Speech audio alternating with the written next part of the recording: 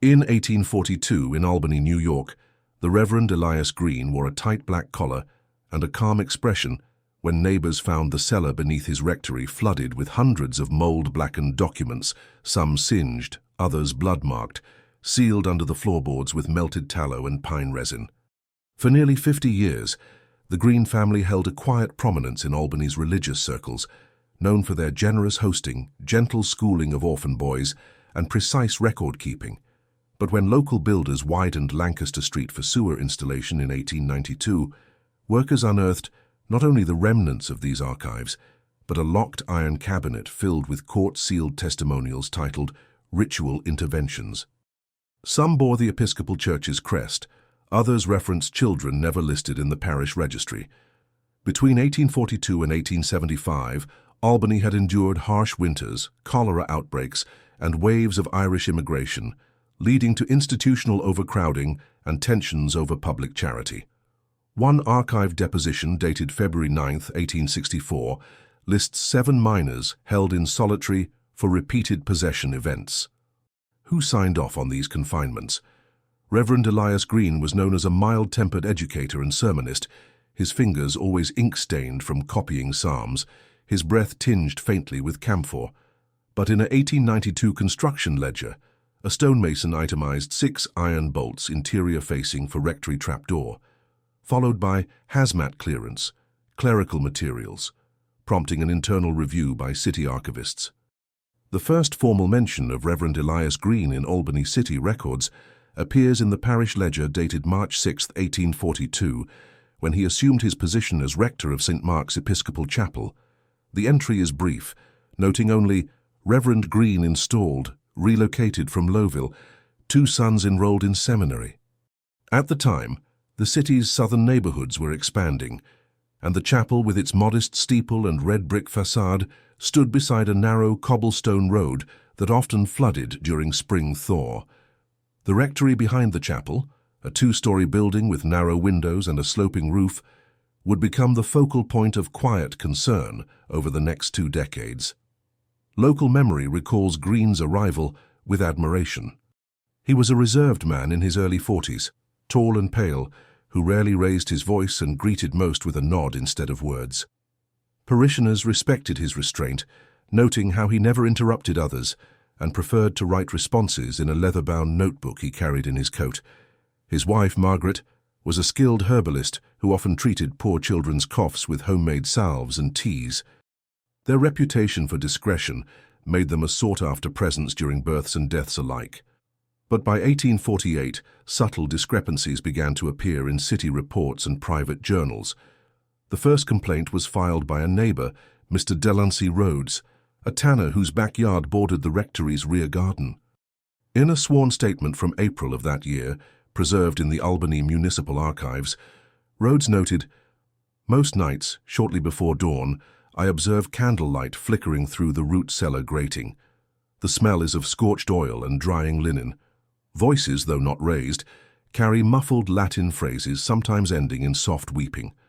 He concluded, "They are not of the normal variety of prayers."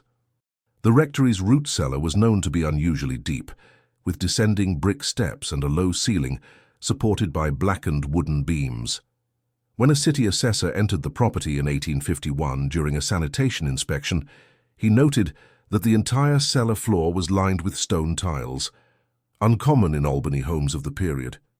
He also recorded 3 air shafts leading into the space, narrow vertical tubes carved through brick that allowed for limited ventilation. The report included a final remark: all fresh lime under the western wall, freshly sealed. In 1853, church member Harriet Tilson wrote in her diary about an unusual incident during the Feast of Ascension. She described how Reverend Green paused mid-sermon, visibly trembling, and excused himself, leaving the altar unattended for over 20 minutes. When he returned, he spoke in a whisper and clutched a handkerchief, speckled dark as if from old blood, though no wound was apparent. Weeks later, Tilson recorded a disturbing scene during her visit to the rectory. "Margaret would not let me enter the parlor. I saw the curtain twitch, and behind it, a boy, thin, not known to me, was seated upright on the carpet, rocking, with eyes shut, but mouth moving constantly. By 1855, city authorities had received 3 anonymous letters complaining of children's screams heard behind the chapel on Sunday evenings. One letter, signed only "A Mother," stated, "I walked the alley by the rectory and heard plainly a child reciting catechism at great speed." Each error was followed by the sound of a rod against wood and a gasp like breath sucked in too fast. The local constable, Edwin Hanley, was dispatched but returned with no formal charge. His written statement reads, "No child found on premises. Rector Green denied activity.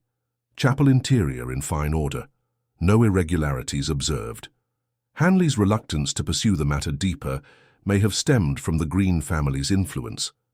Reverend Green regularly hosted monthly gatherings for Albany's clergy, during which records show wine, bread, and printed pamphlets were distributed. These pamphlets, preserved in fragments in a university collection, detail sermons on spiritual disarray, bodily rebellion, and liturgical cleansing. It was during this period between 1856 and 1858 that the first intervention logs begin to appear in the marginalia of the church's sacramental registry. Penciled notes beside some baptismal records indicate postponed confirmations, marked with the initials ER and a date. These records were not standard practice, and later cross-checks with city birth ledgers reveal at least 4 children baptized at St. Mark's were never recorded elsewhere in Albany's civil documents. An 1857 weather report from the Albany Journal notes an early frost that year, with temperatures dropping to 28 degrees by October 3rd. It was on that morning that labourer Jonas McHale, employed to deliver coal to the rectory, made a brief entry in his work log. "Delivered 2 sacks at dawn, found back door ajar. Inside smelled of vinegar and burnt rags. Heard muttering below, but no one answered." McHale's account matches others from that autumn, reports of soot-smudged windows, a persistent sour odour near the chapel well, and unusual quantities of ash in the alleyway behind the property. Then, in December of 1858, a strange document surfaced. Within the city's Office of Orphan Welfare, a memo circulated from Assistant Director Charles Levitt, referencing children transferred to St. Mark's for spiritual therapy. It included 3 initials, TG, SR, MW, with no surnames, ages, or dates. Leavitt's note was later redacted in the official file, but a carbon copy was preserved by a former clerk, Henry Dilson, who included it in his private memoir decades later. Dilson wrote, "Green visited our office twice that fall, asking to see records without providing authorization. He insisted certain boys had been cured of speech untruths and needed clerical isolation." From 1859 onward, Reverend Green withdrew further from public life. He no longer participated in city councils or joint parish events. His sermons grew shorter, often centered on suffering, error, and the necessity of private correction. Parish attendance declined steadily, a trend confirmed by collection plate tallies and archived pew assignments. And yet, no formal charge was ever brought. The chapel remained open. The rectory door remained locked most days, save for deliveries and the occasional visitor from distant towns. A travelling deacon, William Combs, wrote in an 1860 letter to his wife, "Visited Albany per bishop's request. St. Mark's seems sterile, air dry and sour. Green greeted me but did not offer entry. He looked tired beyond his years, with darkened teeth and blistered lips. I smelled something like fennel and burnt cloth beneath his coat." It was not until 1861 that Reverend Green's own son, David, then aged 22, submitted a request to transfer his seminary residence from Albany to Boston. In his application letter, preserved in Harvard Divinity School archives, he states, "I find the practices at my father's parish to be of such nature that I cannot with clean conscience proceed in my calling if I remain there. I do not wish to interfere, only to remove myself." The family's silence continued. Margaret Green rarely left the house. By 1863, the back garden had become overgrown, the well was boarded shut, and parishioners whispered of cries carried by the winter wind. The city records from that year include a property tax dispute filed by Reverend Green, arguing his land should be reclassified due to spiritual rehabilitation function. a category which did not exist in local law. The request was denied, but no further explanation was sought. By the early months of 1864, the snow around St. Mark's Chapel melted into streaked rivers of ash and water, running through the alleyways like diluted ink. The earth surrounding the rectory had been disturbed in several places, according to a sanitation officer's field log, where shallow impressions in the frost-hardened soil suggested repeated digging and refilling. The officer, Thomas Brigg, noted in his January report, 2 sunken patches 4 feet by 2, 30 feet from the root cellar door, soil mixed with charcoal and shredded cloth. His supervisor dismissed it as compost work, despite the winter season making such practices unusual. Inside the chapel, maintenance records list a sharp increase in oil purchases during the first quarter of that year. 37 lantern refills, well beyond typical need for Sunday services. Aware of the expense, the vestry questioned Reverend Green about the surplus. His written reply, submitted on February 17th, stated only, "Nocturnal documentation and treatment require continual light. Interventions are increasingly volatile. Confidentiality must be preserved."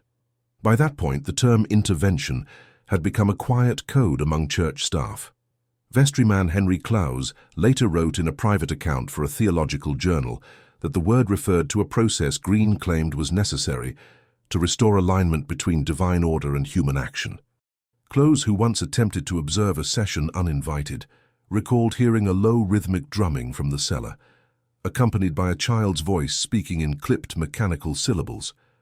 "I left before I was seen," he wrote, "but I remember clearly the stifling heat emanating from beneath the floorboards and the bitter smell, like scorched nettles and vinegar." The first documented physical collapse occurred on April 6, 1864. 11-year-old Simon Ray, a choir boy under Green's instruction, fainted during rehearsal.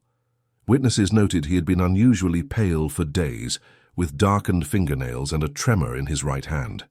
When he fell, his body struck the edge of the choir stall, splitting his scalp. Blood pooled beneath his ear as Reverend Green lifted him and carried him not to the infirmary, but directly into the rectory. Simon was not seen again for 6 days. When he returned to rehearsal, he did not speak. He did not sing. According to choirmate Lydia Penn, Simon's mouth moved with the hymns, but no sound came. He seemed afraid of his own voice.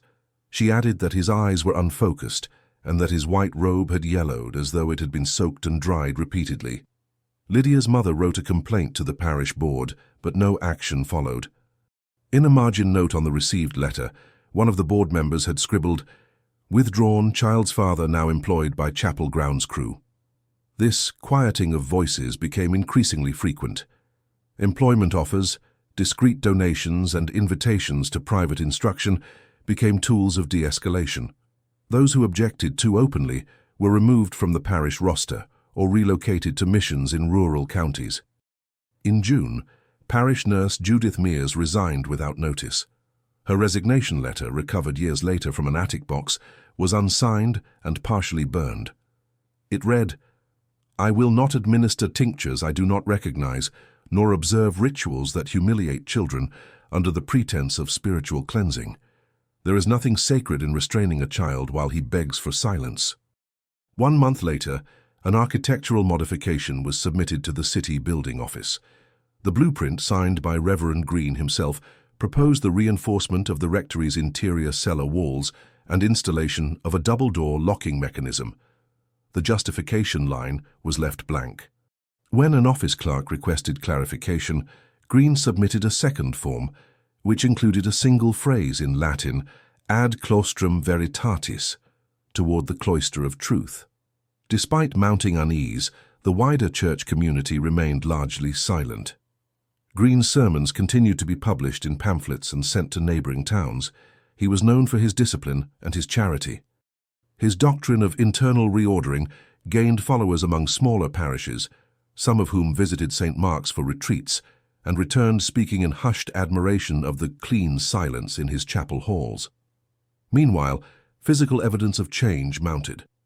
A parish ledger from August 1864 includes an odd inventory note: 8 sets of child garments, unsized, unclaimed, disposed by incineration.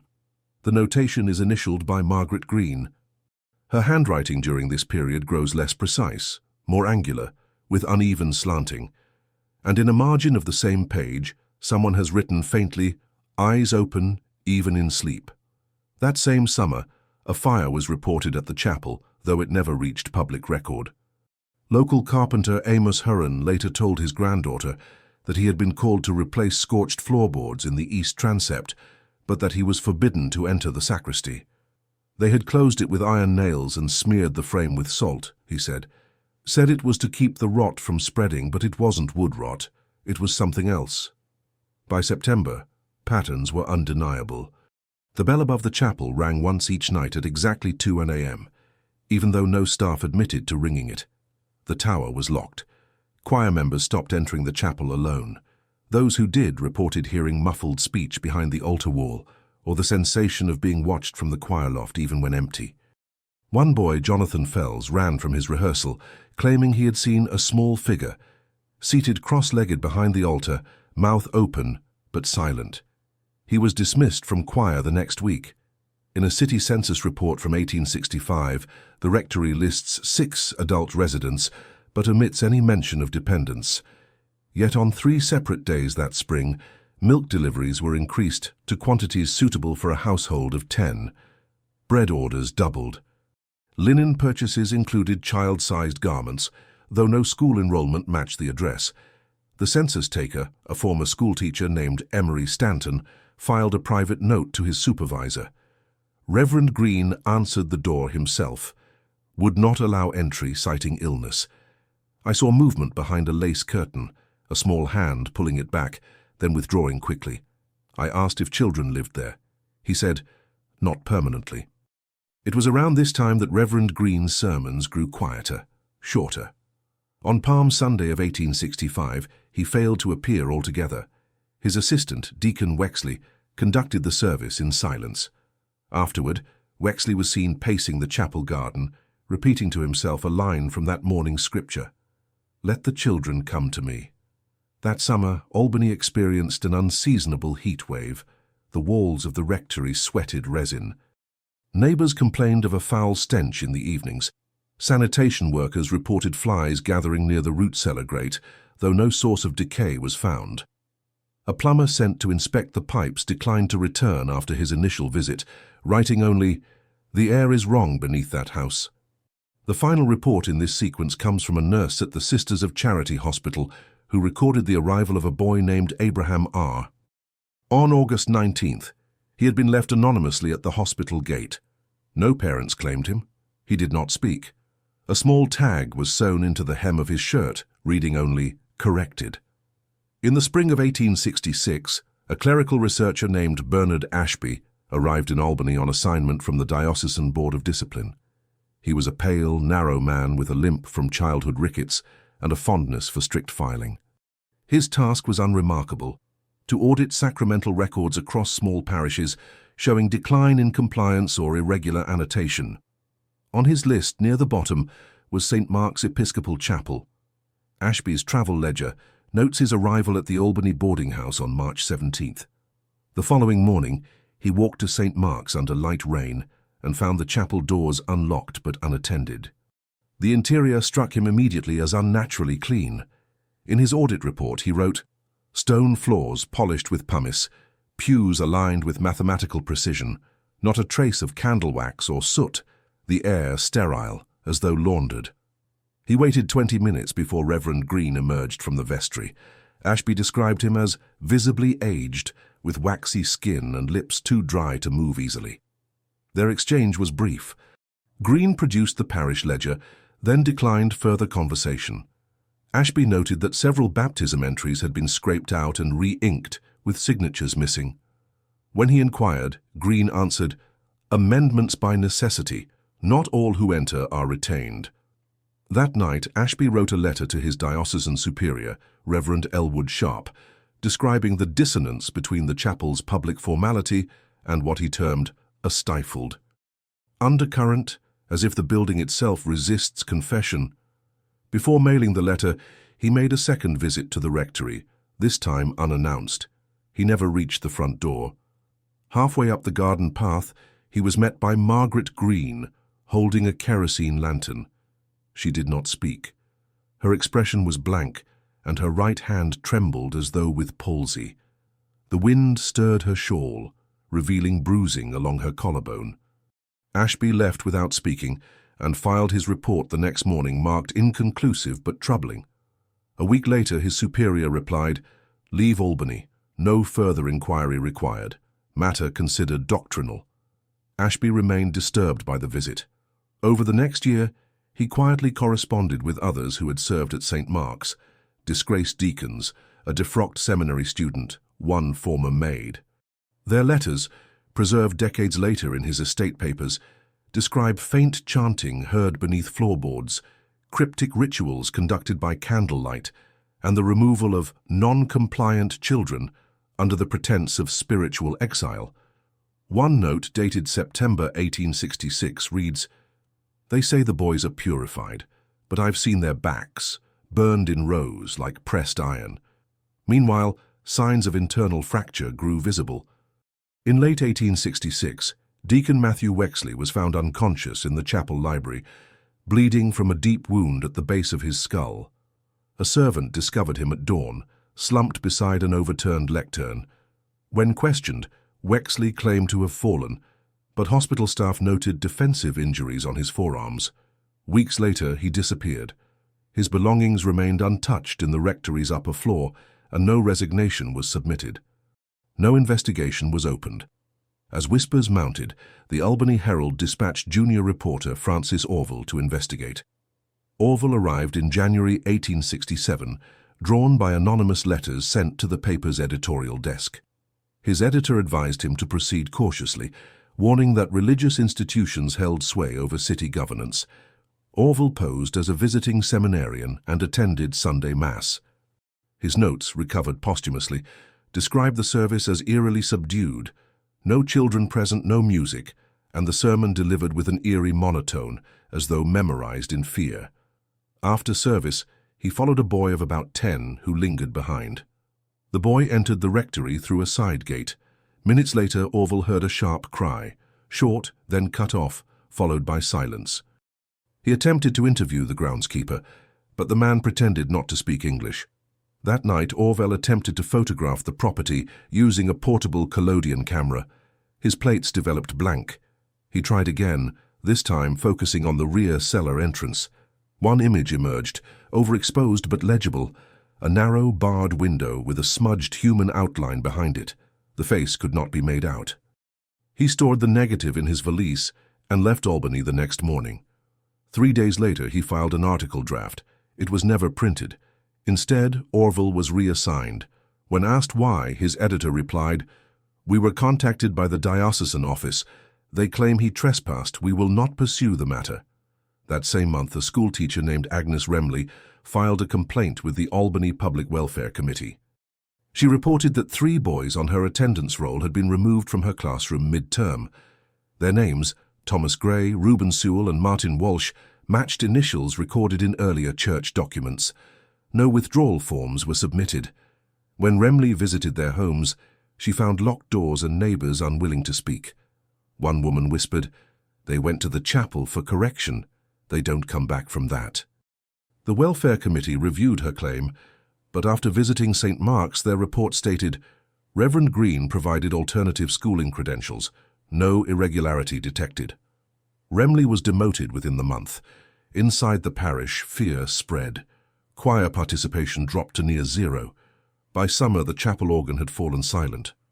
Father Green delivered sermons to shrinking congregations, his voice weaker, his hands tremoring more visibly. On June 3rd, a letter arrived from the Regional Episcopal Authority requesting a self-assessment of St. Mark's spiritual health. Green returned a sealed envelope marked, "Sealed per rights of discretion." No one opened it. In August, an external clergy representative was sent, Father Benedict Rowe, a doctrinal inspector from Syracuse. Rowe's journal, now preserved in the Episcopal Archive, details a 3-day visit. He noted Margaret Green's erratic behavior, including reciting fragments of scripture while watering already dead flowers. He reported an oppressive silence in the rectory and a sweet rotting scent near the cellar. Rowe requested access to the intervention logs. Green refused. A heated exchange followed, during which Rowe accused him of harboring unsanctioned practices. According to Rowe's journal, Green replied, "You sent me here to cleanse, and cleanse I have. Not one soul under this roof dares to lie in the Lord's name." On the morning of his departure, Rowe found the chapel doors locked from within. He waited 2 hours before Green opened them, his hands red with what he claimed was wax from extinguished candles. Rowe later wrote, "There is something decaying in that building, something moral, not physical. I no longer believe all suffering here is voluntary." 2 weeks after Rowe's return to Syracuse, he submitted a formal inquiry to the diocesan board. It was received but marked pending theological clarification. No further action followed. Later that autumn, St. Mark's bell rang at irregular hours, sometimes during funerals, other times late at night. The sound grew distorted, as if dampened by cloth or affected by uneven talk. One evening the bell rang 13 times at dusk. The next morning a stray dog was found dismembered at the foot of the chapel steps. City officials deemed it the work of vagrants. Inside the rectory the walls had begun to stain. Dark vertical streaks descended from ceiling beams, despite no roof leaks reported. Linen curtains were replaced with wooden shutters. Margaret was no longer seen outdoors. A delivery boy later testified under informal questioning that he had seen a man in robes weeping in the garden at midnight, muttering in broken Latin and digging with bare hands. By December of 1867, Reverend Green's written correspondences had ceased. Sermons were repeated from previous years. A parishioner noticed dates scratched faintly into the pulpit's wood, each aligned with feast days, each paired with a small mark resembling a child's initial. When questioned, Green smiled faintly and whispered, "I count what must not be forgotten." As 1868 began, the church's facade began to physically show the strain of its hidden conflicts. Stones at the foundation showed hairline cracks, and ivy that once grew neatly along the chapel wall turned brittle and brown, clinging in twisted shapes. The rectory's windows remained shuttered even on warm days, and the rear chimney, according to an inspection note, had begun to emit black residue with a strong ammoniac smell. When a mason was called to investigate a leak in the roof, he declined the job after a single visit, citing unsanitary interior conditions not disclosed beforehand. The report was quietly shelved. By late February, local children began to whisper about the Watchers. A group of boys skipping school claimed they saw pale faces at the top window of the rectory, peering out through the slats. One said the eyes didn't blink, just stared, while another insisted they moved in pairs, always side by side. Their stories spread through the schoolyard, prompting a group of older students to throw stones at the chapel door one afternoon. Reverend Green emerged slowly, did not speak, but stood motionless as the boys fled. Witnesses said he carried a small bundle, wrapped in white cloth, cradled as if it were breathing. On March 10th, an anonymous letter arrived at the Albany Board of Health. The handwriting was jagged with ink splatters and uneven lines, and it accused Reverend Green of improper confinement of the sick. It stated, "Children have not been seen again after entry. There are voices where no mouth moves, the air near the well causes nausea." Though unsigned, the letter was compelling enough to merit a brief inspection. Sanitation Officer Harold McDunn was assigned the visit. McDunn's report, filed on March 13th, is the most direct record of interior observation since Ashby's visit 2 years prior. He wrote, "Premises unusually dark, smell of vinegar, iron, and camphor. Rear stairwell to cellar closed off with nailed planks, found ash stains under the grating. Discovered locked storage room containing bundles of child-sized garments, unused. No waste noted. No fresh food. Reverend Green silent through visit. Did not deny complaints, merely said, 'They are clean now.'" Upon receiving the report, the Board of Health passed it to the mayor's office. No action was taken. That spring, Margaret Green was seen only once. A laundress delivering linens to the rectory claimed she was met at the garden gate by Margaret, who spoke in short, hurried phrases and refused to open the gate fully. "She looked like she'd not slept in days," the laundress later said. "Her eyes twitched and she flinched when I said the word school. She gave me double payment and said not to return. The same week at a vestry meeting, a new entry was recorded in the minutes. Reverend Green requests full ecclesiastical autonomy in matters of correction. Justifies with citation to past exceptional protocols. Board defers vote. Decision pending. That decision would never be finalized. In May, a traveling preacher from Pennsylvania, Father William Pritchard, stopped at St. Mark's on a return trip from Montreal. Curious about the now rumored chapel, he entered alone during a weekday afternoon. When he failed to return to his inn, the innkeeper sent a boy to find him. The boy found the chapel doors open, the interior empty. Pritchard's satchel lay just inside the vestibule, but there was no sign of the man. 2 days later, Pritchard was located in a tavern on the outskirts of town, disoriented and barefoot. He had no memory of the visit, and carried in his coat pocket a folded church bulletin from St. Mark's dated 3 years earlier. When questioned, he repeated only one phrase: "The hand is not the sin teaches the hand." By midsummer, the bells ceased to ring entirely. Parishioners stopped attending altogether, and deliveries to the rectory grew irregular. Still, the structure remained occupied. A constable passing by at night reported seeing a light flickering from the chapel's apse and hearing rhythmic knocking like knuckles on wood echoing inside. The Episcopal Diocese, under pressure from regional clergy, commissioned a final internal review. A delegation of 3 was chosen: Reverend Harold Crane, Sister Miriam Clough, and Administrative Auditor Tobias Ender. They arrived quietly on August 12th, with instructions not to alert the press. Their findings, contained in the now restricted Clough-Ender Memorandum, were compiled over 2 days. The only portion ever released publicly was a single paragraph from Ender's notes. "We observed nothing outwardly criminal, yet nothing that could be called normal. The air is stale. The walls hum. Files are missing from every cabinet. The rector denies nothing." He smiles and closes the door behind him. Shortly after the visit, Sister Clough suffered a seizure and was admitted to St. Mary's Infirmary. She remained unresponsive for weeks. Ender resigned his post, citing exhaustion and spiritual dislocation. Only Reverend Crane continued correspondence. In a final letter to the board, he wrote, "We have institutionalized silence, believing it to be discretion. What festers there is not secrecy, but rot disguised as ritual." The letter was filed, no response recorded. September brought storms. Lightning struck the chapel steeple, splintering the wooden cross. Green refused assistance for repairs. The fractured cross was left leaning against the rectory wall, where it remained for years. A deliveryman later wrote in his log, "Past rectory at dusk. Broken cross casts shadow across garden. Children's shoes nailed to the trunk of the elm." In October, a brief fire damaged the chapel's east wall. The cause was listed as lamp malfunction. When firefighters entered, they noted the chapel was curiously empty. No hymnals, no Bibles, pews coated in dust, altar cloth missing. One firefighter opened a side door and was hit by an odor described as old wine, raw meat, and sulfur. No investigation followed. By year's end, all public masses at St. Mark's were suspended.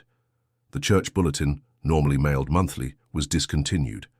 The chapel stood quiet, but witnesses still claimed signs of life.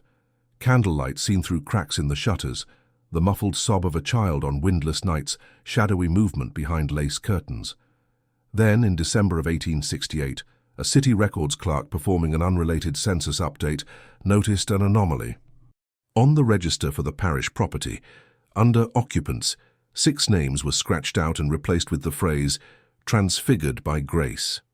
It was written in ink, not used elsewhere in the document. When the clerk visited the property to clarify, he was met by silence. The chapel door bore a new inscription carved into the wood. "Here the tongue is corrected. Here the soul is made sound." No further visitors were recorded that winter.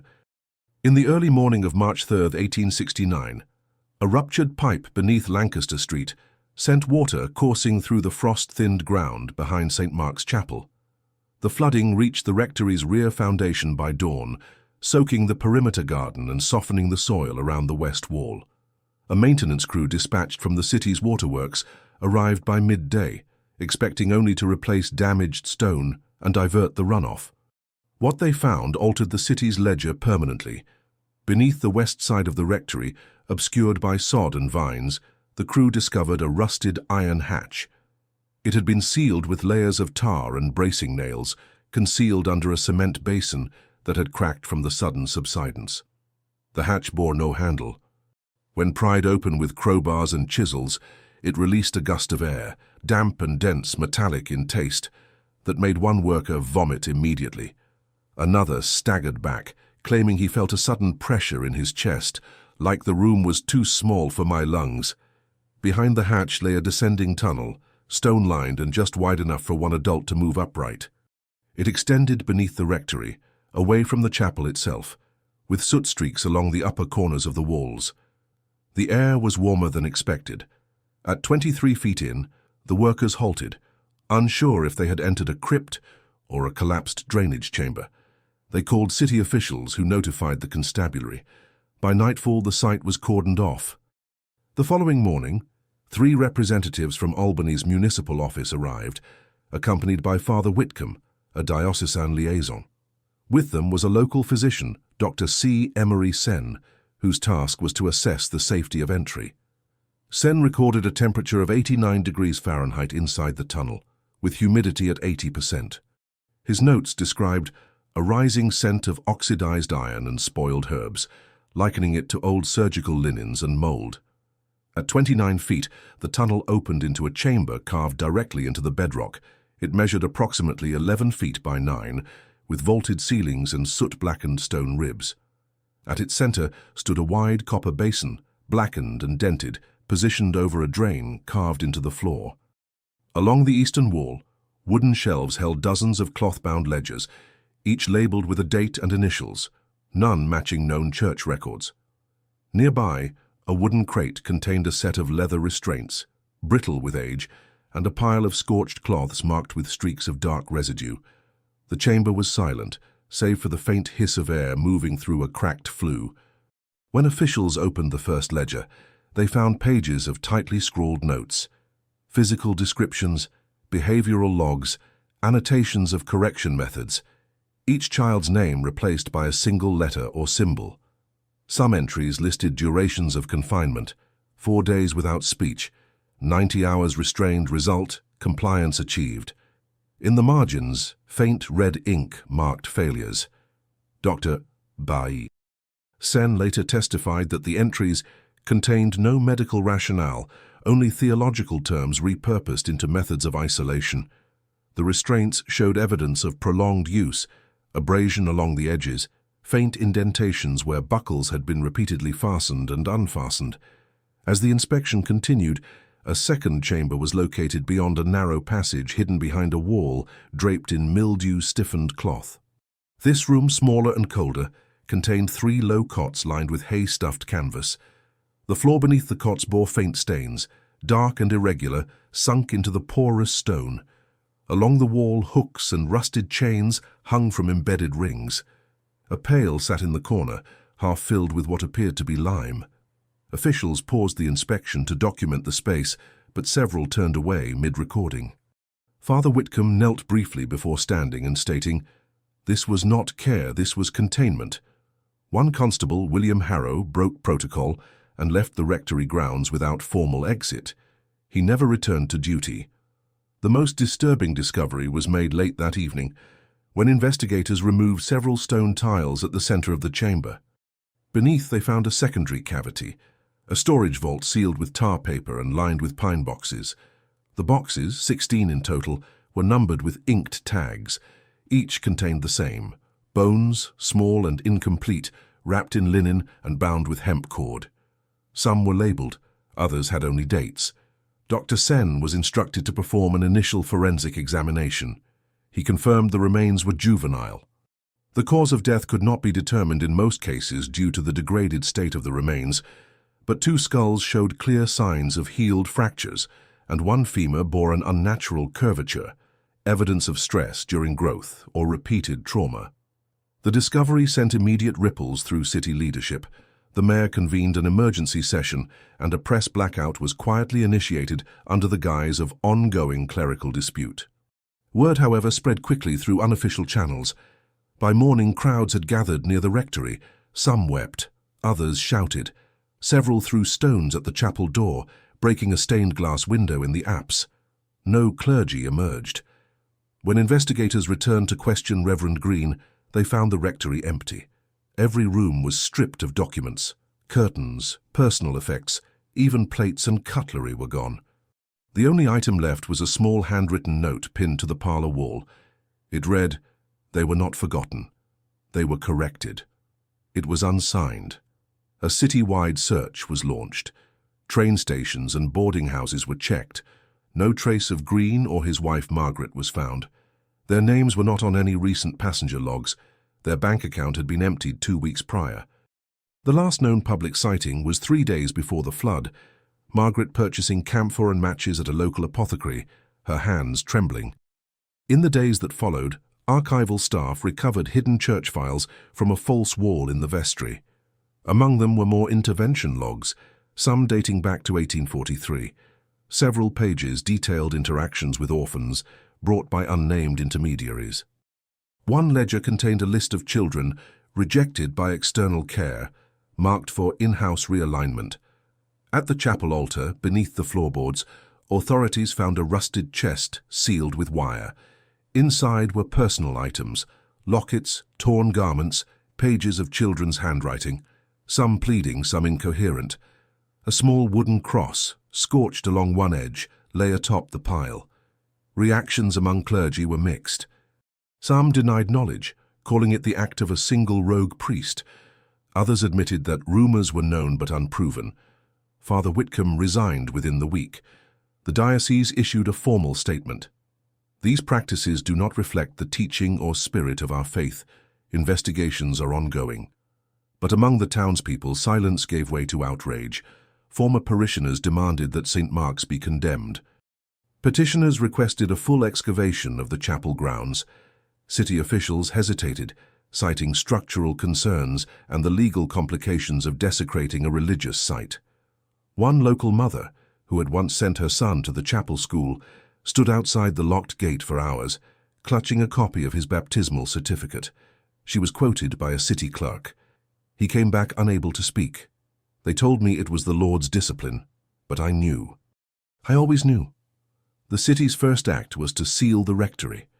2 constables were posted outside the chapel day and night, and the cellar tunnel was barricaded with iron grating and chains. Still, a sour vapor lingered in the air around the structure, especially after rain.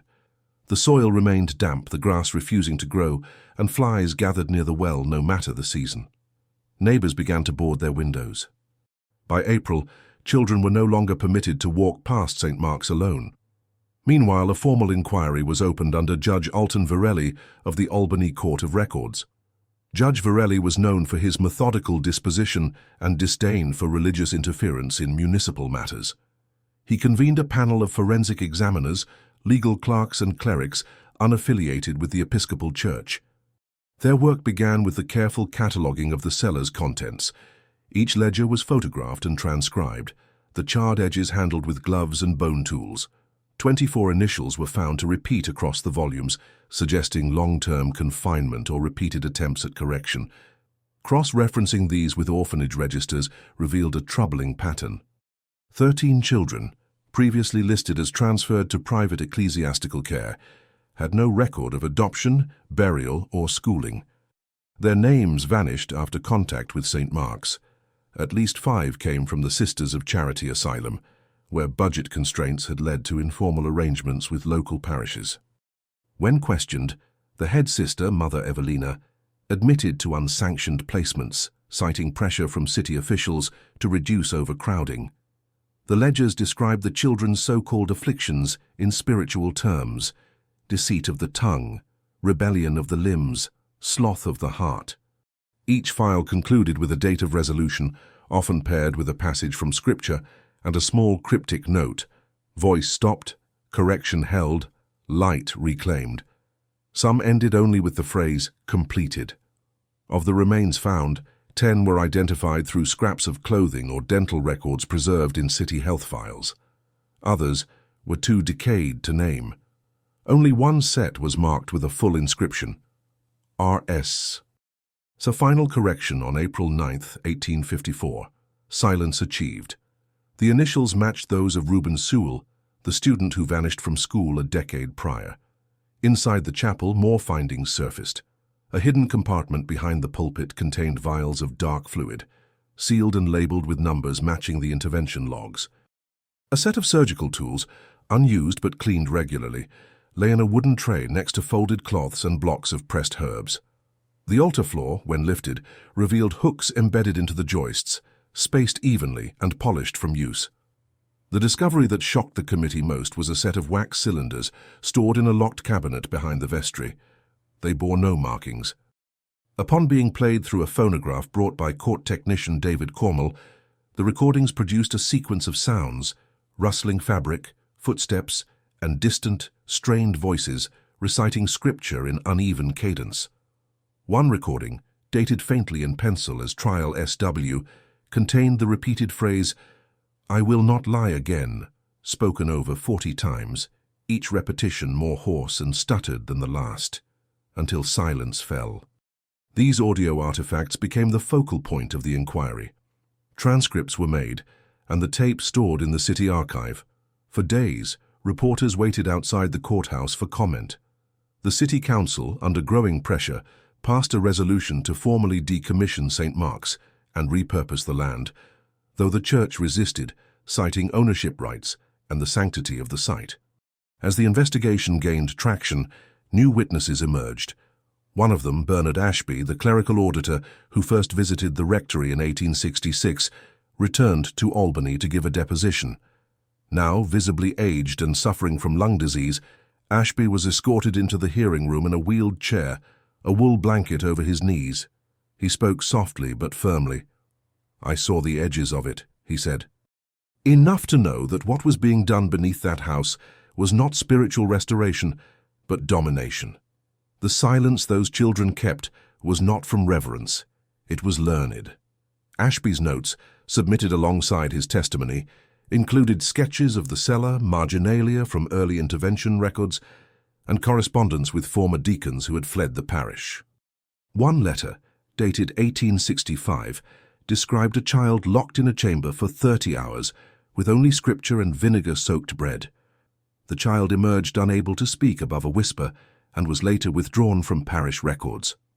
By mid-May, Judge Virelli's panel prepared its initial report. The findings were damning: systemic abuse under the guise of spiritual discipline, illegal confinement, destruction of civil records, and negligent oversight by church leadership. The panel recommended criminal charges against any surviving participants and full excavation of the chapel grounds. Yet before the report could be finalized, several critical documents vanished from the archive room. Among them were 3 of the intervention ledgers, a portion of Ashby's correspondence, and the cabinet register documenting the storage of the wax cylinders. The door to the archive showed no signs of forced entry. The clerk on duty claimed he had fallen asleep at his desk. A written reprimand was issued, but the materials were never recovered. That week, Father Whitcomb, who had stepped down months earlier, was found drowned in the Hudson River. His pockets were weighted with stones. A handwritten note tucked into his boot read, "They are quiet now." Authorities ruled it a suicide. Margaret Green was cited once more. A woman matching her description was seen entering a postal station in Troy wearing a veil and gloves. She requested to mail a parcel to an unlisted address in Maine. The clerk noted her nervous demeanor and the scent of liniment. The package was never intercepted. Her identity was not confirmed. With public pressure mounting, a motion was brought before the diocesan council to release an official apology. The motion failed by a narrow margin. Internal memos revealed concerns that acknowledging wrongdoing could implicate the church in civil liability. Instead, they issued a vague statement condemning historical improprieties not reflective of our values. The chapel remained closed. Boards were nailed across its doors. Still, some reported flickering light inside at night. A coal deliveryman passing by claimed he heard a bell chime once, low and strained. When the city sent workers to remove the steeple bell entirely, they found it gone. No sign of entry, no fragments, no trace of removal. The tower stood empty. And then, without warning, the rectory caught fire. On the night of June 12, 1869, A blaze engulfed the rear half of the building. Firemen arrived within minutes, but the flames had already spread through the upper floors. The blaze was unnatural in its behavior. Smoke moved low along the ground, and several responders claimed their skin stung on contact with the air. The fire consumed only the rectory. The chapel remained untouched. After the flames died, investigators sifted through the ruins. The cellar chamber had partially collapsed. The copper basin was melted inward. The ledgers that remained were charred beyond recovery. No bodies were found in the house. Nothing of the Green family remained. One photograph survived. It was found in the lining of an old trunk in the vestry closet. The image, cracked and faded, showed the chapel interior before the collapse. In the back row behind the pulpit stood Reverend Green, expression flat, hands folded. Beside him, barely visible, were 3 children, each staring forward, their mouths open, but their eyes darkened by shadow. The public reckoning began in silence. After the fire and the disappearance of Reverend Elias Green, the city of Albany entered a phase of careful forgetfulness. Official records shifted language. What had been labeled as ritual confinement became unauthorized chaplaincy programs. The name of St. Mark's appeared less and less in council notes and press clippings. By the start of 1870, its address had been reassigned as a pending urban renewal site. No further excavation was permitted. Still, the inquiry had left traces. Judge Virelli's final report, though redacted and filed under restricted access, was quietly leaked to a handful of local journalists. A condensed article appeared in the Albany Herald on February 4th, under the headline, "Anomalies in Church Record-Keeping, Oversight or Omission." The article did not name the Green family or mention the cellar chamber. It merely asked whether church and city oversight might require closer review in the future. It was the last mention of the case in any official paper for the next 11 years. The diocese, wary of continued scandal, reassigned every remaining staff member from St. Mark's to distant rural parishes. Most never returned to Albany. A few resigned within months of transfer. One Deacon Emery Vale was admitted to a sanatorium outside Syracuse in 1871. His condition, according to a doctor's notes, included persistent mutism, aversion to candlelight, and fixation on numbers divisible by 7. His journals were found years later, filled with repeated diagrams of a small room with no windows, and the word "corrected" written in tight, uniform rows. By 1873, the chapel's steeple had collapsed during a summer storm. With no funds or motivation to restore it, the remaining structure was dismantled. Bricks were sold for reuse. A few ended up in a new warehouse built 4 streets north. Workers claimed some of the stones bled rust even before rain touched them. The land remained vacant for nearly 2 decades. Grass refused to take root. Flowers withered before blooming. The city eventually fenced it off, citing safety concerns.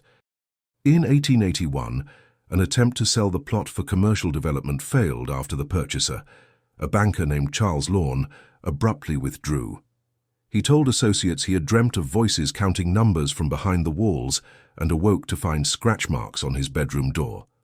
No one disputed the refund. The state of New York conducted a review of ecclesiastical oversight protocols in 1876.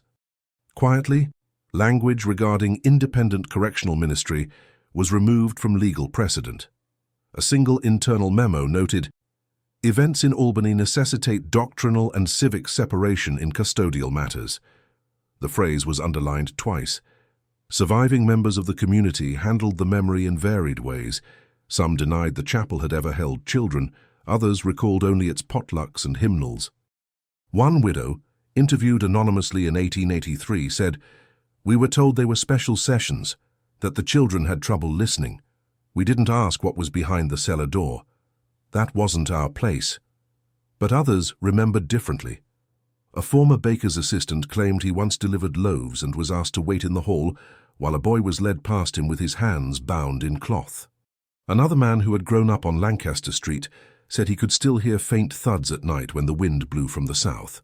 "Like fists hitting wood," he said, like someone was still trying to explain himself. No one was ever charged with a crime. The church's legal position remained ambiguous.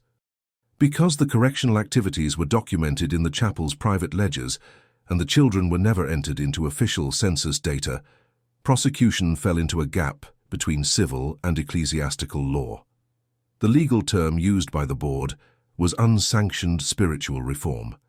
That wording was never clarified. The wax cylinders, once central to the investigation, were declared lost in a cataloguing error in 1874. A clerk claimed they had been misplaced during a renovation of the archive basement. A handwritten note in the margin of the inventory list read, "Box removed by external party, no receipt issued." The clerk resigned 3 days later. By the 1880s, whispers returned. Children playing in the alleys behind the old chapel site spoke of a hole near the fence where the air turned cold, even in July. One boy claimed he saw a book buried in the dirt with only the corner showing. He reached for it, and something pulled his hand back. He refused to go near the lot again. Teachers noted increased stuttering in students living near the former rectory site, but no clinical explanation was found.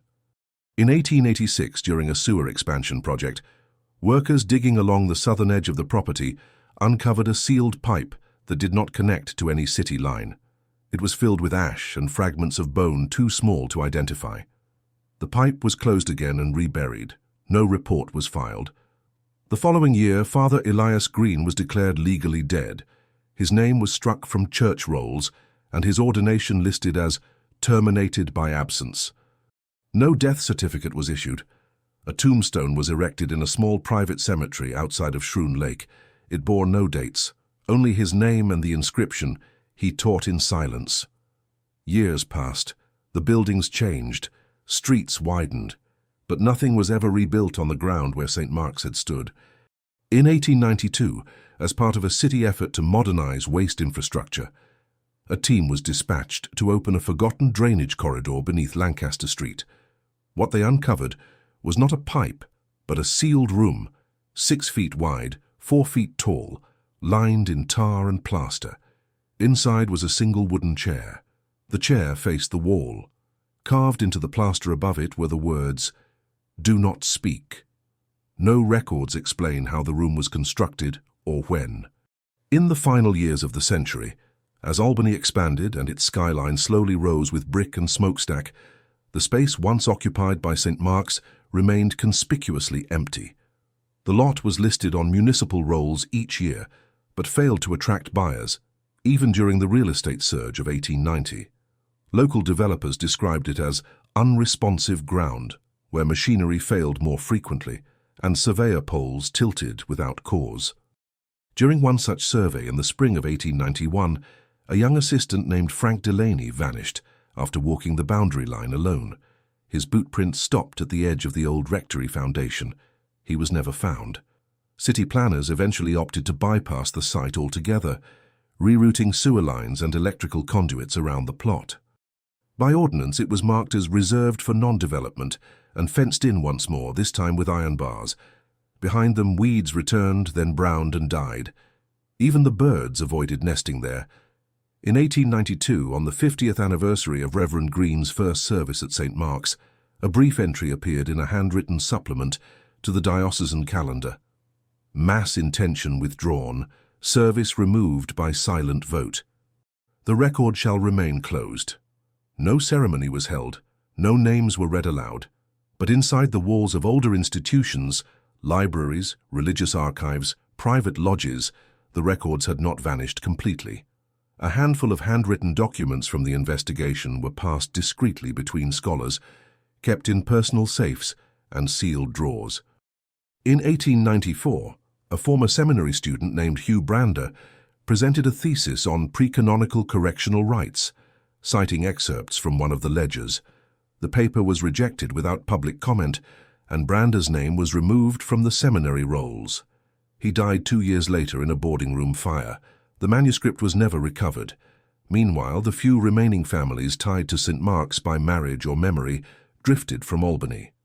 A woman named Eliza Fenn, once a catechism teacher at the chapel school, relocated to Ohio in 1893 and refused to speak of her past. In her final years, she reportedly would not allow chairs to face the wall, insisting they be turned to the center of any room. Her granddaughter recalled finding Eliza's hymn book, every amen crossed out in pencil. Across the city, people remembered differently. Some older residents recalled Green as a moralist, too severe for his time but not malevolent. Others referred to him only as the father of the cellar. Even whispers carried weight, stories of children returned home different, of prayers spoken in sleep, of whispered commands that could not be ignored. Some swore the chapel bell had once rung without sound, the vibration felt only in the jaw. A generation later, children still dared each other to climb the fence at the edge of the lot. Most refused. Those who tried said it felt like standing beside a heavy stove, an invisible heat pressing down, a dry taste on the tongue.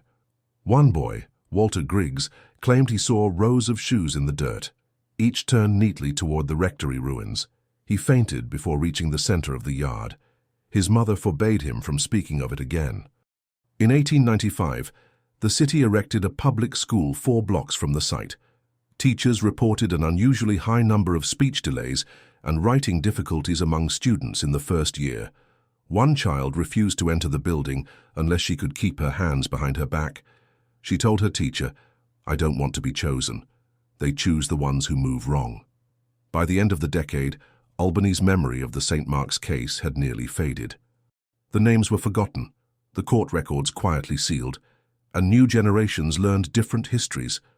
The lot remained fenced and marked as city property. No plaque, no record, just silence.